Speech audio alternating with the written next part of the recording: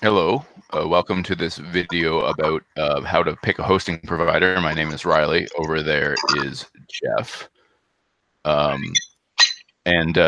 We just in our last video we talked about how to purchase a domain and hopefully took you to the point at which you can purchase a domain without getting ripped off. And in today's video, we are going to talk about purchasing hosting, where you put your website on you pay someone to host your website on their server. And it is also sort of complicated in terms of where you buy it. So we are talking, for the purposes of this video, we are talking about Jeff's future website, which is, we've decided, or you already decided, Jeff, is going to be WordPress, right? Right. And so that makes our decision a little bit easier. And the other thing that makes our decision easier is that, at least at the moment, your website is going to be relatively small, correct? Mm-hmm. Yes. Yeah. Okay. So that's both of those things are important.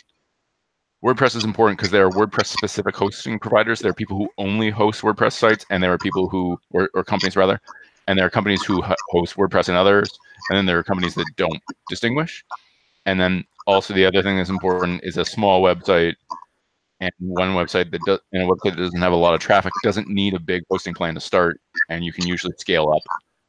Mm-hmm. Depending on the provider, you can scale up when you need it, and you don't need to purchase, terabytes worth of space and hundreds of gigs in bandwidth or whatever to start, because you have a 5-page website which a couple people will be visiting. There's no reason to pay for more than you need. So if you need more space later and you need more bandwidth later, is it possible to scale up? Yes, though how that affects you, how much money that is, and how easy it is depends on the provider. And so that's something to think about, because there are certainly, I've definitely been in situations where we needed to scale up hosting, and the next level up was so prohibitively expensive that it made more sense to switch hosts to someone who had a better deal. Okay. So there's the things to take into account are primarily our price. I'm counting on my hand.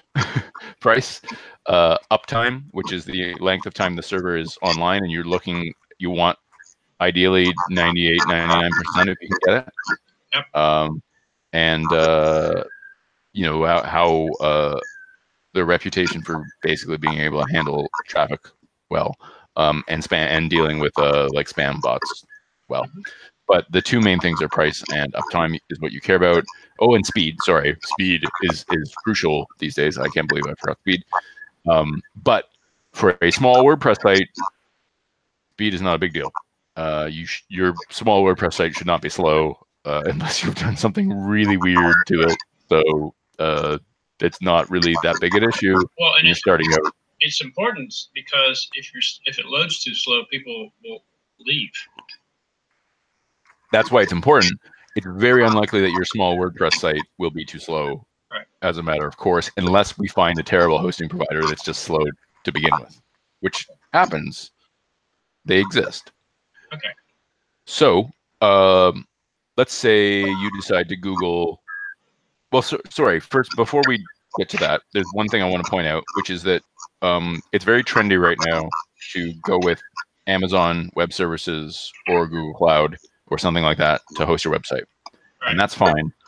I actually currently admin a website that's hosted on Google Cloud. So I know this is a thing that I feel like to do, but I would say for anybody who is starting out, that is a terrible idea. And the reason it's a terrible idea, sorry? It's a waste of money. No, it's actually cheap. It's quite cheap. So why? Here's why it's a terrible idea. Okay. Because you and I cannot set up like a virtual server unless there's something. Well, you might be able to. I cannot do that. You may know someone who can. I know someone who can, but you have to pay that person to set up your virtual server for you. Their business is not web hosting. Their business is hosting. It's space. Yeah, Yes. basically providing a huge amount of space. They don't care what you do with it, provided you don't violate their terms and conditions. Right. But And go to them for web hosting. They don't say, "Oh, here's our web hosting product." If you want web hosting, that's fine, but you have to have somebody set that up for you. Because essentially you're renting an empty server. Yes. Yeah.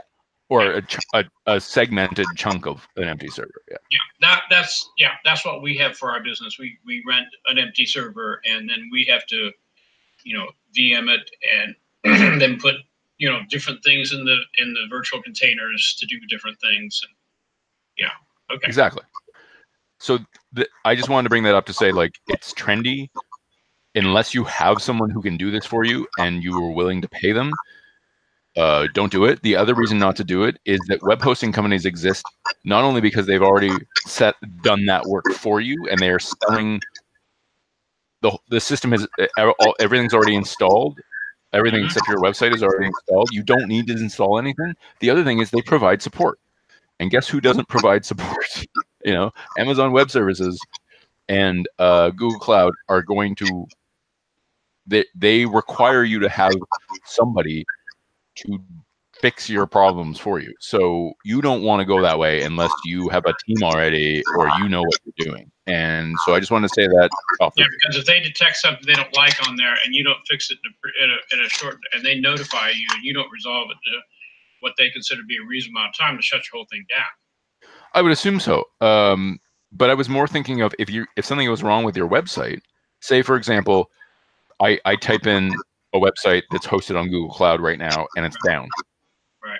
I can't call Google and get them to fix that. Yeah. If I'm hosted with GoDaddy, I can call GoDaddy and they'll fix it for me. Mm-hmm. And you cannot do that. Amazon is not a web hosting platform. It's a hosting platform, and if you want, you can put games on it. You can put your own video on it. You can put all kind of things on it. But whatever you put on, it is yours, and you are responsible for it. Exactly. Yeah. So now that that's out of the way, let's say you Google web hosting. You are going to find yourself in a very confusing world, and that is because of a couple things. One is that there are just an absolute ton of hosting providers out there. There are a ton of people selling domains. There are, I would guess, if I had to wager, I would guess that there are more companies selling hosting possibly than there are domain sellers. Now, there are lots of domain resellers, but like of the actual how many like what I want to call like a prime number, like how many actual companies are the ones that are really doing it that aren't reselling? Well, I don't know, but like I know hosting wise, there's at least like 20 or 30 really fairly big ones, and they are all over the place. And this is just providing services in English. There's of course lots of companies providing services in other languages. There are a lot of them, and a big problem is like how do you make a decision? And so your first instinct is going to be to Google. And there's a problem with that. And that problem is simply that we were actually just talking about this before we went live. Some of the hosting providers have created hosting provider review websites where what they do is they review theirs the best or second best. If they're really smart, maybe it's second best. And they review everybody else or almost everybody else, and they denigrate the rest of them. And you have to be careful when you're looking at a review website that you know who created it or that they're honest about what they're up to. And so the way you know that they're honest is that they say, I am getting paid every time you click a link from my website to one of these providers. And if they say they're getting paid for an affiliate link for every single review they have there, you know that they're probably legit because that's how that website's making money. If they're not telling you how they're getting paid, because these sites need to get paid, right, to exist, they're not telling you how they're getting paid, do not trust the reviews. Basically, that is the gist of it. Just don't, if you don't understand how they're getting paid for the review, because everyone's getting paid for the reviews. Basically, I mean, there are of course free review sites as well, but like when you type in web hosting reviews, you're gonna find. Well, I'll show you. I'm just gonna. I'll share my screen in a second. Web hosting reviews. So Let me share my screen. Share. Oh, did it share? Yes, it shared. Okay. It did. So you'll see you have like when you type it in, you have ads. You know, you have hosting ads, but you also have hosting review ads, which you got to wonder like, why is someone paying for an ad to get you to come to the review website? Because they want you to pick the one that they are an affiliate for. Yeah. So yes, or they could be paid by one of the big hosts, right? They could be a big host website. So here's best hosting facts. See, when you disclosure, when you purchase a service or a product through our links, we sometimes earn a commission. That tells me that they are possibly on the up and up because they're, first of all, they're admitting it. But the one thing I would be concerned about is it says we sometimes earn a commission. Now, if I click read more, they're going to give me some more information. Yeah, so here they're saying there's a whole bunch of these sites: GoDaddy, iPage, A2, HostGator, SiteGround. SiteGround, which I can vouch for, is great, and some others that are giving them affiliate business. This to me suggests that this site is legit, and the reason it does is because they're not getting paid by one company; they're getting paid by 12. Multiples, yeah. And they're only getting paid through commissions on the links, not through the fact that the company is actually paying them. Okay. And so they're saying like we don't have banner ads, and then they're also saying we picked these companies because we like them more. So like, you know, there's probably some bias here, but the fact is that this website looks like it's reasonably legit. It would be awesome. I don't know if the hosting companies review websites have been harmed by Google, because I know that like they existed everywhere for a while, and they might have actually been like targeted for because smart people realized that they were kind of junk. Mm-hmm. I'm going to check on this other one too.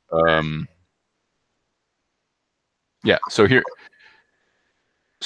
here's another one that says we may earn a commission. Again, it's probably a similar thing, but the commission.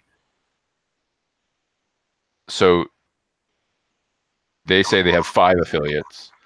That's less than the other one. That's a little more sketchy, but I would still say like the fact that they're admitting they have affiliates and have this policy suggests that this is a legitimate review site. They're including Wix. Yeah, well, Wix is paying them so they're talking about Wix as part of their. Okay. They don't list it in their top 4 though, in part because probably they don't consider it, you know, a proper host, right? Like it's sort of it's providing a different service. Yeah. But while we're here, I'm going to click on the NetFirms review and see what it says, because I hate NetFirms. I have strong opinions about NetFirms. Oh yeah. So here's a thing saying that NetFirms is bad. So that's great. Anyway, all right. So I'm going to stop sharing. So basically, I just wanted to. Oh, I lost my camera. There we go. So I just want to mention that because you're going to find lots of review sites out there, and you have to be skeptical, and you really, really need to read and make sure that they are affiliate link driven and not telling you how they get paid. Because if they're not telling you, that means they're probably supported by one of the big hosting companies, and that's a problem because you're not going to get good advice. So how do you make this decision? It's a tough one. I would say there's the 2 best ways are either word of mouth from someone you know who already has hosted websites for a long time and has strong opinions about it. And maybe if you know like 3 or 4 people like that, talk to more than one, because everyone's going to have a different experience. And the other thing is reading these actual reviews. And so you need to make a decision. What's more important to you, cost or things like uptime and speed? And I have personally made, when it comes to my money, I've made a decision about uptime, and speed. Though yeah, that doesn't make any sense to get something that's real inexpensive only to find out that it's down a lot. You know, the last thing you want, especially today, is a 404. I mean, you know, that's just 10 years ago. Okay, yeah, all right, I get it. But today, if there's a 404 out there, site not found, offline down, something like that, first of all, probably nobody's going to come back to that. Second, they're going to see that, they're going to go, wow, if you can't maintain your site, I mean, there are occasionally places I go to just for fun. I look at a site called Hot Mix Pro. They make sort of restaurant commercial cooking blenders. I mean, they have stuff that sells for 5,000 euros, but it's fun to look at to see what, because that's my hobby. You know, I do cooking. And a couple of weeks ago, after they did a big promo on Twitter and Facebook and videos and stuff, I thought, well, I'll just go to their site, you know, and I get a 404. Yeah. And whoa, wait a minute. So I actually emailed them, and I got an email back from them about 3 hours later. Oh, thank you so much. We had no idea it was down. I'm like, if I was a serious restaurant and I thought, wow, if you can't keep a website up, how's your equipment going to be? That's true. Now, it's very nice of you to do what you do, and I think anybody who admins a website for a living or partially for a living, when they see that, they will do what you do and contact the company and be like, "Hey, you're most people say well, if I can't get to them, I'm done with them." Yep, absolutely. Come back again, never to look again. Yep. So, yeah, you're absolutely right. But the thing is, it's really easy to talk yourself into cheaping it. Mm-hmm. People do it all the time, because the thing is, sometimes the price between a hosting companies is not is big enough that it, like, you can talk yourself into purchasing the cheaper stuff, and then you end up regretting it. And so my experience is with a company called NetFirms, who we just saw a negative review of. And well, I have experience with lots of hosting companies, but that's one of them. That's the one that I don't recommend. And my experience with them, which I should point out, is I believe they began as a domain provider first, which is one of the reasons why their hosting is not great. But according to the review we were just looking at, they actually think the service has just declined over the years. It was better before. I've never enjoyed NetFirms, so I don't know if it was ever good. Well, and unlike doing something for cheaper because lower bandwidth or lower storage space, uptime, you know, with those two, you can increase your plan somehow and remedy the problem. I mean, you know, in best case scenario, all of a sudden you've got all kind of traffic and you need to increase it. That's fine. But when you've got a bad hosting company, there's not much you can do except change hosting companies. You can't go to them and say, "Oh, I want to pay more and improve the quality of service." No, the problem is the quality of service is bad across the board. So just a few brief words about my experience with NetFirms, for example. They were slow to reply to requests for help. For tickets. They often told us it was our fault, whatever it was, when the site was down. We did something wrong when we hadn't done anything. We hadn't changed anything. But the other thing they did, which really drove me crazy, and I should say the reason I was on NetFirms was the company I was doing this for had chosen them because of their value. Because of cheapness. Yeah. Yes. Their lack of value. Yeah. I mean, like, they thought they were getting value, and they might have been for a while. But here's the thing the other did, and this is the thing that cheap companies are going to do. NetFirms kept trying to upsell on a security thing they wanted to add to the hosting service, and that was a certain price per month, which added an additional surcharge to the hosting cost per month, right, which brought them more in line with what other people charged. And but it didn't improve the quality of the hosting. Sorry? But it didn't improve the quality of the hosting. Well, wait, it's worse than that. I cannot prove this, so I cannot prove the following thing, and I have no basis for this. It's my gut feeling. But my experience was every year or so, sometimes every 9 months, they would detect something on our server.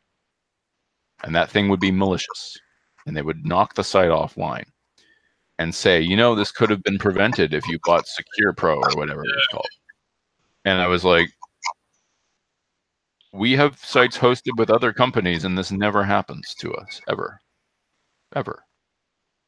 Why does it happen with you? Even if it did with the other companies, they're not going to take the site down. They're going to notify us that there's a problem that we should look at. Usually they give you like a fixed time period to rectify. Yeah. You know, unless it's really bad, and then they will knock your site. They will just delete it and knock your site offline. But it depends.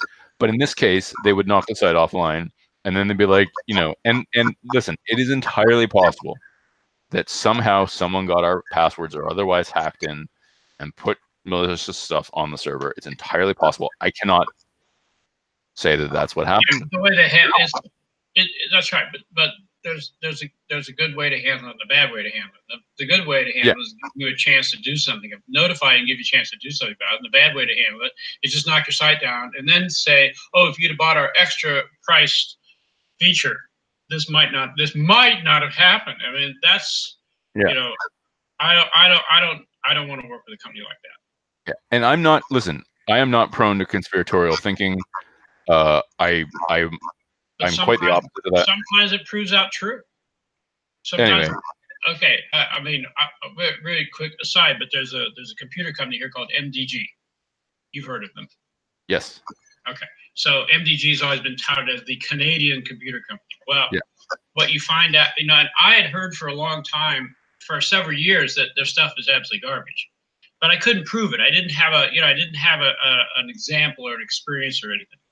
So I had a customer that had bought an MDG computer against my recommendations, and the first thing that happened is we took it in for something physical that was wrong, covered under warranty, and they looked at it and they said, "Oh, this is covered under warranty." I said, "Well, why not? The warranty's a year." "Oh, but you installed software." "What do you mean we installed software?" "Of course we installed software." "Oh, no. Under the terms of the warranty, only you have to bring it to us to install the software." Jesus, they're Apple. I know. That was the first thing. And the second thing that happened was, after he had it, and it really was out of warranty, he added updates to the audio driver of the computer, and all of a sudden sound stopped working. And after hours and hours and hours of research, and after the assistance of a friend of mine who is higher pay grade than I am, looking at it, we determined that the the motherboard in the computer, all the documentation was in Spanish and Hebrew. And the best we could figure and it was an Intel board. Yeah. The best we could figure is the board was made for the Israeli and the Spanish market. Yeah. They made 20,000 too many of them. Yeah. So we called up MDG and said, "Hey, we got 20,000 of these in our warehouse. How'd you like to buy them at half price?" Yeah. So the ultimate thing we had, we got kind of a sort of a fix to get the audio sort of working, but the ultimate fix was we literally had to go buy another motherboard, and we had to swap the motherboard out, which is a major pain because you have to disconnect all the cables, a lot of the CPU, all the components you put back. It's a 4-hour process. Yeah. And it's so intricate that I actually had it done in a shop. So anyway, that's what can happen. I don't like these things where they say, "Oh, if you had bought our extra service, our extended warranty, or this." Yeah. No, you're right, and that's exactly what I'm talking about with NetFirms. Is like, it just seemed like they kept happening. It only ever happened with them, and it was always part of a sales pitch. And that's what made me suspicious. Right. If this is the way the industry worked, I'd say, well, what are you going to do? Yeah. But in the computer industry, that is not how the industry works. Yeah. And in the hosting industry, I have not had this experience with other companies, and I have worked with plenty. So I will just say, I personally, I host, in my personal life, I host my own sites with a company called DreamHost, or WordPress specific. And I like them. I don't have problems. They are not cheap, relatively speaking. I know people who don't like them because they find them too expensive. Yeah. I don't have any issues with them. I like them. I don't have problems. My sites don't crash. Yeah. And so you want your web hosting to be like air conditioning. You don't notice it until it doesn't work. Yeah. And you don't want that last experience. You don't want to have to Ever. check on it every day and tweak it every day because something happened. And that's why you go with a company who's that's why you go with a company who does web hosting instead of Amazon or Google Cloud, since that's not their bailiwick. And that's why you then might even be best to seek the advice of someone like you, who's actually dealt with different ones and could give you the bottom line is, I'm going to cut to the chase and tell you who the 3 best ones are, and then I'm going to tell you how you rank them based on price. After that, you can go do your own homework and find out what they cost. But that's where, somebody like you becomes valuable because you've actually done this. You know it. Yes. You're not, Yes, I do. The problem, see, for somebody like me reading this stuff is I read through it and I don't know what I'm reading. I don't know what these things mean. And so let's take a brief moment to talk about that. Okay. And to do so, I'm going to share my screen one more time. Okay. So here we go.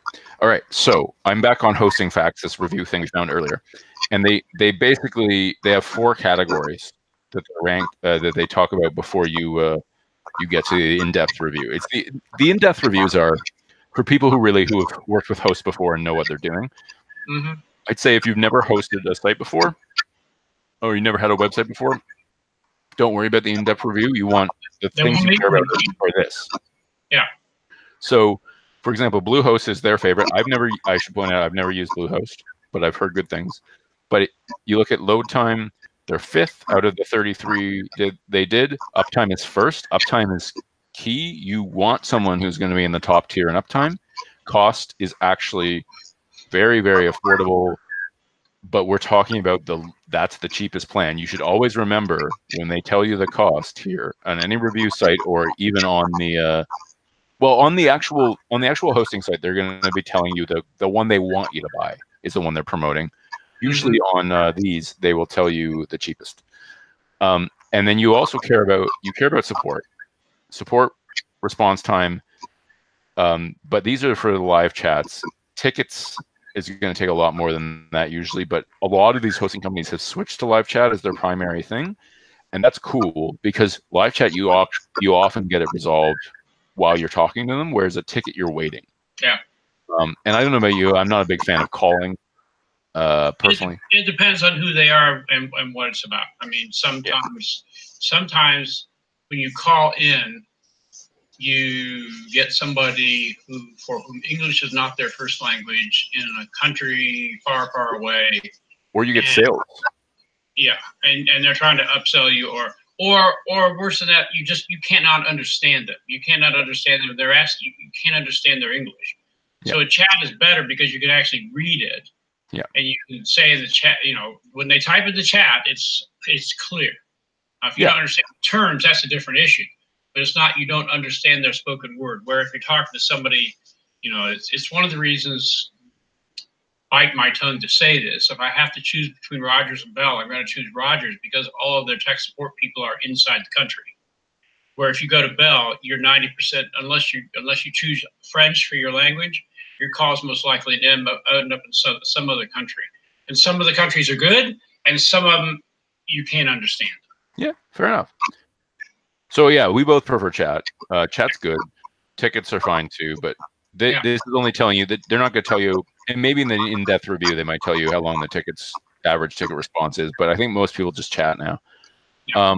If you scroll down through the reviews, you'll see you get down to people who, this company Hostinger, which I've never used either, has a problem with their uptime compared to the people above it, and so they'll highlight that this iPage has a problem with speed, but as they point out, that doesn't really matter if you have a small website. These are more expensive. These prices are the cheapest, and you got to be. It's actually funny that DreamHost is so down here in uptime because I use DreamHost and I don't have any issues with their uptime. But my sites are not really big. Well, and we don't know what kind of sites they're, depending on to give these. Well, the in-depth review will tell you what kind of site they tested it with. So you get down further and you start seeing red, right? And that's where you don't want to go with these companies. You want to, and listen, you shouldn't just go to like hostingfacts.com by itself and look. You should go to more than one, because these people have done independent, and make sure they're doing independent testing. They're not paid for by one of the main companies. But you want to see other tests are going to be different. Like someone else, if we go to another one, Bluehost will not necessarily be number one. So where was the other one we were looking at there? Hostingcanada.org. They probably don't have Bluehost as the number one, would be my guess. Yeah, so they have SiteGround as number one. In fact, Bluehost they have as fourth. So this is important. You want to look at more than one website to make sure, review website, to make sure that you have more information than just getting one particular one. And the other thing is, if you can talk to people who've hosted and hear their personal experiences, like for example, I've used, I want to say 5. Well, if we're talking about not out of the box, if we're talking about hosting companies rather than like out of the box site providers, I think I've used 4 different ones or 5 different ones. And I have opinions about all 5 of them. And I mean, that I'm not going to like, I'm not going to run through like, you know, all 5. Sorry, my camera's, I'm struggling with the camera for a second. Okay, I'm not, for some reason I'm not coming back on. All right. There I am. Okay. So I'm not gonna I run down all 5 right now, but like I can say that I have preferences, and the companies I'm currently working with primarily, which are DreamHost and SiteGround, I love, and I love them for their technical support, which is always super fast. SiteGround is so fast to get back to you, and uptime, and the lack of problems. It's amazing to be with a provider where you don't have to like deal with crap all the time, and that's why I like them. And neither of them are the cheapest. They're both WordPress specific. And so before we go, there's one other thing that needs to be mentioned, which is that if you are hosting your site, a WordPress site, on a host like you are intending to, Jeff, it's good to go with a company, especially if you don't want to install WordPress yourself, which you can, and we're going to make a video later about doing that. Gesundheit. Now, I know that wasn't a sneeze, but Gesundheit anyway. There are companies out there now who will, because they're WordPress focused, will just have a one-click WordPress install, which is great. For anyone who doesn't want to install WordPress, it's incredible. And so that's another thing you might want to think about. If you're working with WordPress, or you're working with Drupal, or you're working with Joomla or Magenta or whatever that last one's called, I've never used that. I can't remember the name, but it's like Magento or Magenta or something. If you're working with one of those, if you can find a host that will install that for you, especially if it's something complicated like Drupal, that could save you a ton of time and be worth paying slightly extra a month if you don't have the technical skills to do it yourself. Now, that's not true with WordPress. You should be able to we're going to make a video showing you how to install WordPress by yourself. But it does make your life easier. I wouldn't say like pay $1 or $2 more per month if that company offers that, but just if you have 2 companies, so you're looking at 2 WordPress hosts, and they're roughly the same price. Decide which one. There's and they have a one-click install, then go with the one with the one-click install, because it's going to make your life easier. But that's not a primary deciding factor. That's something that's like, oh, it's a nice to have, not a need to have. I would say your need to haves are uptime as close to 100 as possible. No one's at 100, but as close to 100 as possible. And service response time and speed. But again, for small websites, small like 5-10 page WordPress websites with not a lot of plugins, speed is not gonna be a big deal. Unless you go crazy on images or something. Well, unless you have like a ton of pictures. If your site is that sophisticated and needs that much bandwidth and has that much going on, probably it's not something you're going to want to maintain yourself as an amateur like me. That's when you go out to somebody like you and say, okay, this is risen above my level of competency, and when you start reading the stuff of how you want to add your videos or how you want, and it doesn't make any sense, you can't understand it, and now you've got a bit of a following on your site and some people watching you. What you don't want to do is crash it because you don't know what the hell you're doing. That is very true. Yeah. And so the other thing that reminds me, the other thing I forgot to mention, we talked about at the very beginning, I think, but I forgot to mention right now, is after you know about the uptime and you're confident they have a 99.85% uptime or something like that, which is good enough for you, and you like the speed and you like the price and you like the fact that they respond to live chat requests in 3 minutes, you like all those things. The other thing to think about is scalability, and that is if the package you purchased is not working for you in like 2 years because your site's been really successful and you're getting a lot of traffic and you have more stuff on it, how much is going to cost to upgrade to the next package? Is that going to be really awful? Because if it is, you might want to, depending on your ambitions, you might want to suck it up and pay a different company a slightly higher annual or monthly or annual fee for hosting now, if upgrading to the next level of service, which is equal or superior to someone else, is cheaper. But it depends. And as we will talk about when we talk about setting up hosting in the next video, switching hosts is not that. The annoying part about switching hosts is more if you paid for a year of hosting ahead of time and you hate it 3 months in. Yeah.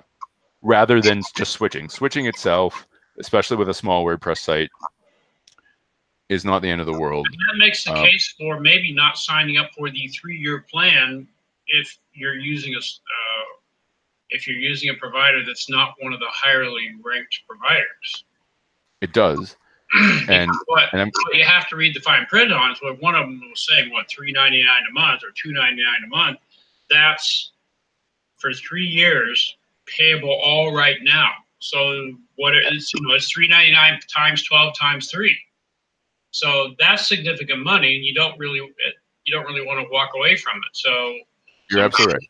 Yeah, I suspect you can always go back later and do a plan like that if you had 3 or 4 months of experience and say, I really like that. I've been paying month to month. They probably like you to do that. Probably like you to do big. Excellent advice. And I will say that in my experience, that's what I've personally done. Like with DreamHost, for example, I was on month to month with DreamHost. Or sorry, no, not month to month. It was recommended to me. I was on year to year for 2 years. And after 2 years or so, I went to actually decade. I was like, I like you enough. I have no problems. I'm taking a bit of a risk, and I went to per decade, and I saved hundreds of dollars as a result. And I'm a few years into the decade purchase, and so far, no problems. I'm very happy. That is a risky thing to do. I would not recommend it unless you're really sure you want to stay with it, because of course they could be purchased by someone tomorrow, or they could have some problem, and I could have really screwed myself. Year to year is probably better, or every couple of years. And like you said, to start, you want to start out slow. I took DreamHost on at year to year because my friend was on them already and had been on them for years and was like, these are my favorite. And you had the recommendation of somebody who had experience with it.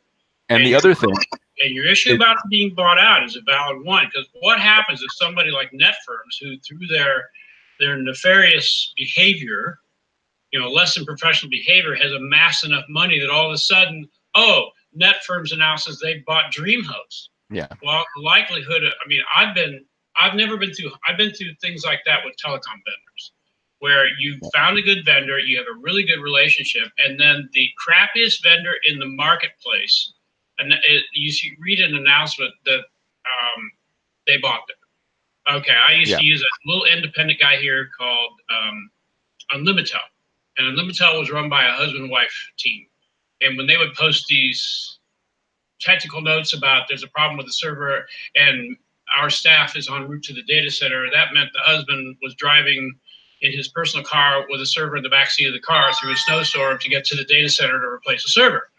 But they took care of it. And then Primus came out and announced that they were buying them. well, Primus is the worst provider of. The only thing that Primus is any good at is providing home internet, and everything else they're terrible at. And it took a while, but eventually they trashed it. They trashed Unlimited, and I still have an account there, and they can't. When I contact them, they can't even tell you what the rates are. And I said, well, Anyway, the point is they can be bought out, and all of a sudden you're locked into, or you've done something that's locked you into. I have to stay there because if at minimum, I'm going to lose $100. At maximum, I've got I've got customer service problems, because now you got people coming to your site to buy things or to get support or whatever you're doing, and now they can't get to you. And that's that. Yeah. So I've seen that happen. So I wouldn't sign a contract with anybody for anything longer than 3 years.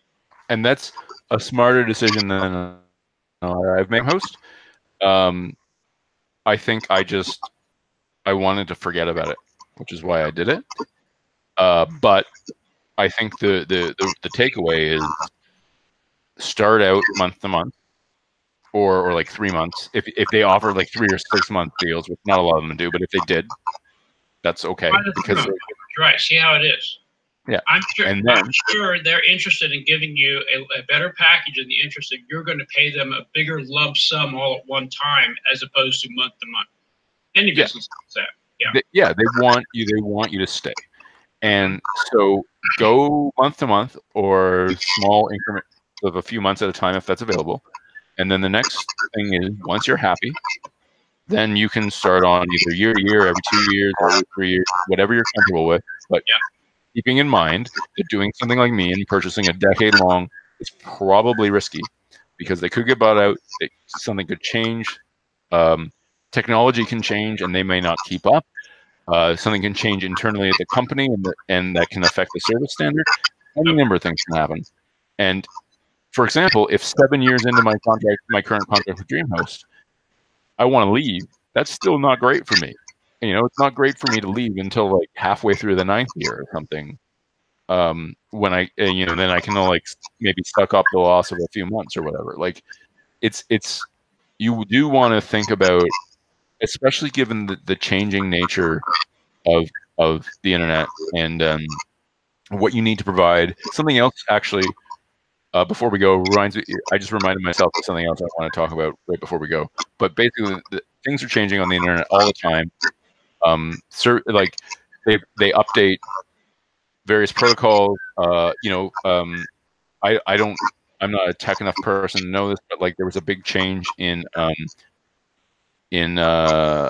like one of the access protocols on the internet a few years ago, last year actually, I think, and like I don't want to get into details because I don't understand it, but basically it changed over, and it could have, if your host had not been able to handle that could have been really disastrous for you. So there's possible changes that could affect your the quality of your hosting service. So year to year or every 2 years, once you're comfortable, it's probably the safest bet.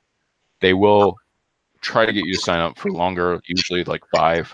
Often it's like a really common one, and offer discounts. Unlike domain providers who often don't offer a discount after the first year, hosting wants to offer you discounts because they want you to stay.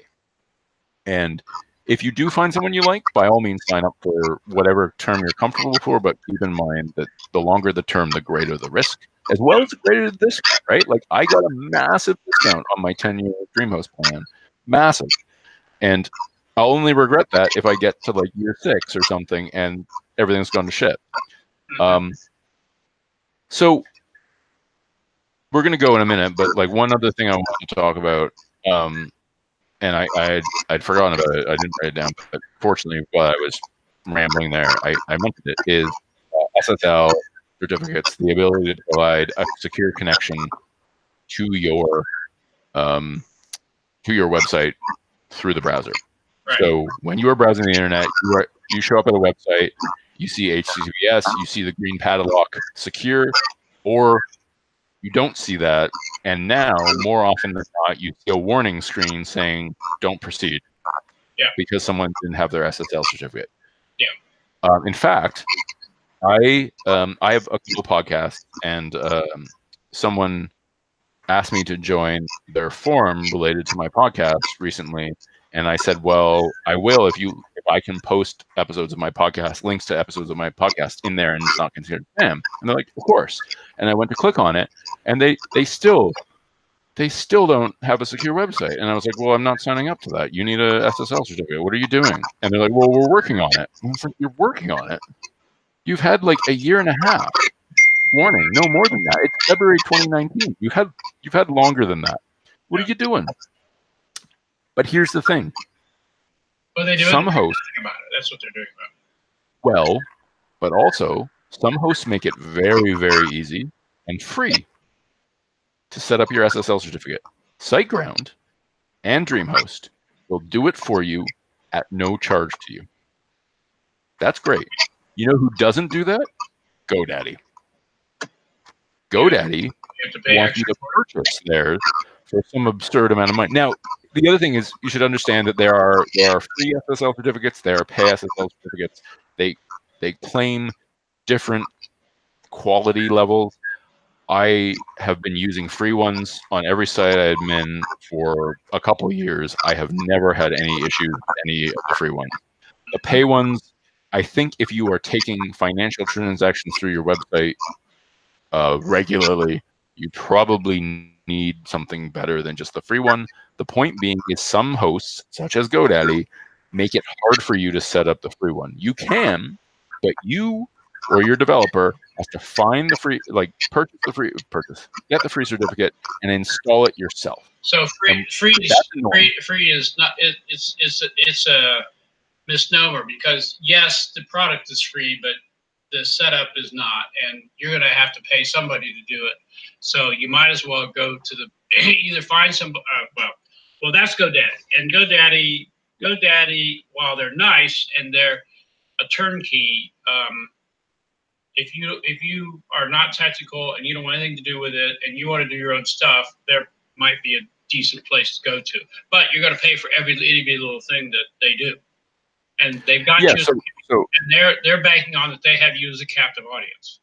So, like I for example, I admin two sites hosted with GoDaddy, and to get their SSL, I do not have the technical ability to set up an SSL certificate myself. I've never learned. I haven't had to learn. That's why I don't know. I've just never had to learn. Okay. With GoDaddy, I have to. Well, sorry, the company I work for has to pay somebody to update it every 4 months or 3 months, because the other option with and it's cheaper because it doesn't take very long. The other option with GoDaddy is to pay them whatever they want, $100 a year or something like that, for their own SSL certificate. Meanwhile, on DreamHost and SiteGround, I click a button, and then I make sure, and then I go to my website, and I force redirect everything HTTPS, and I remove all unsecure images, and I'm good. And I don't, and they update them every time they need to be updated, and I don't do anything. They're not a household name like GoDaddy is, so they have to try harder. Yeah, but the point being, this is necessary in 2019. It was necessary in 2018. It is necessary going forward. You need a secure website, and you should not have to pay for your SSL certificate at this point in time. Maybe that changes. I hear that there's going to be a time when if your site doesn't have an SSL certificate, that your site won't even come up on a Google search. That is entirely likely. We're already getting there, because right now, depending on the website, not all of them, sometimes you'll go to a website and you'll see the broken padlock, and it will give you a range of options, especially in Firefox. You know, if anyone still uses Firefox, I still use Firefox sometimes. You'll see the broken padlock, and it will say, why are you seeing no padlock, or why are you seeing the broken padlock? Google Chrome, will regularly give you a big red page that says this site is not secure, and in order to get there, you have to know to click on the thing at the bottom that gives you the option to go to the website. They will discourage, and the average person doesn't know that, and the average person is just going to go away. So if your site is not secure, you are losing tons of traffic already, and you just don't want to do that. And in addition to that, you don't want to pay somebody to set up something that your host will set up for you for free. Like, just don't do it. And it's something to think about. Again, when we're talking about if everything else is equal, if uptime is really similar, if service response time is like help response time is really similar, if speed's really similar, if price is really similar, and you're trying to think of a differentiating factor, that differentiating factor could be that one site will install a Let's Encrypt free SSL certificate for you with one click and update it for you in perpetuity, or as long as you're paying them a hosting fee. Yeah. And the other one will be like, not only do we sell our own for you at some ridiculous price, but also we make it really not hard, but we make it so you have to learn how to install an SSL certificate on your own in order to avoid paying us, or you need to pay someone to do it for you because, like me, you were too lazy to learn how to do it. So that is, yeah, that's so that GoDaddy, to their credit, has built they are a brand that people know. I mean, we see them, we see their logo on race cars, and we see their logo on sports stuff, and they are out there. They hired sports people to be their spokesman, and SiteGround has not done any of that. Therefore, they have to try harder to get customers. And so, when you're thinking about, who's going to host? I mean, Wix and Squarespace and all that have all kind of stuff out there now too. It's all about the marketing. They'd all be HTTPS automatically. Those sites, Squarespace and Wix and stuff like that. Yeah, but you also have to look at the downsides of doing that, and you're locked into them. And if you want to make any change, I mean, as I understand, you almost have to build your site from nothing. Well, there are lots of issues with out of the box, which we talked about in another video. But yeah, I don't want to go into that right now. But like, they basically they will. One advantage of out of the box is you don't have to worry about that with out of the box. They'll take care of the SSL stuff. Right. That's a reason to purchase them. For us, we're not doing that right now. We're getting regular web hosting, and SSL is an issue. And as you're saying, these lesser known hosts, they offer this as an incentive. Not enough people know that it's an incentive. It is an incentive. Trust me. You want someone who's going to install your SSL for you, and like set it up and forget it. Like, you just don't worry about it ever again.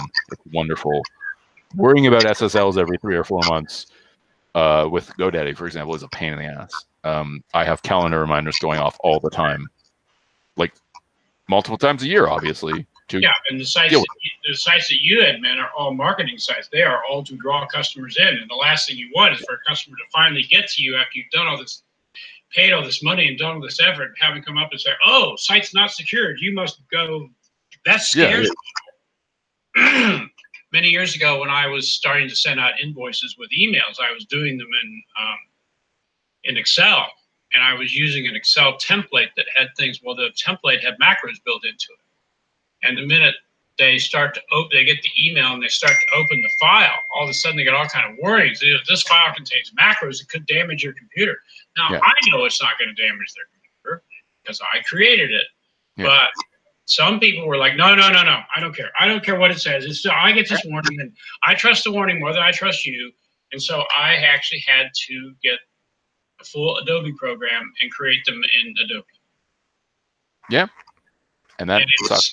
And what a pain that was. But it instead of complaining about it, I had to admit that the reality was that people see warning. People are so afraid of getting a virus that they don't. I mean, if they get any hint, or I cannot tell you the number of times, the number of percentage of my computer customers that call me to say, "I think I have a virus," and I said, "Well, what's the computer doing that tells you think you have a virus?" And they start explaining it to me. Now, they have no way of knowing, but I say, no, that's not what a virus looks like. What you have is something yes.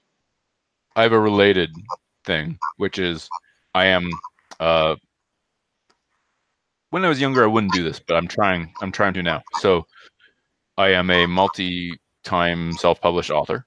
Plug. And I am trying to get my 4th book published, not self-published. I'm trying to get it published properly.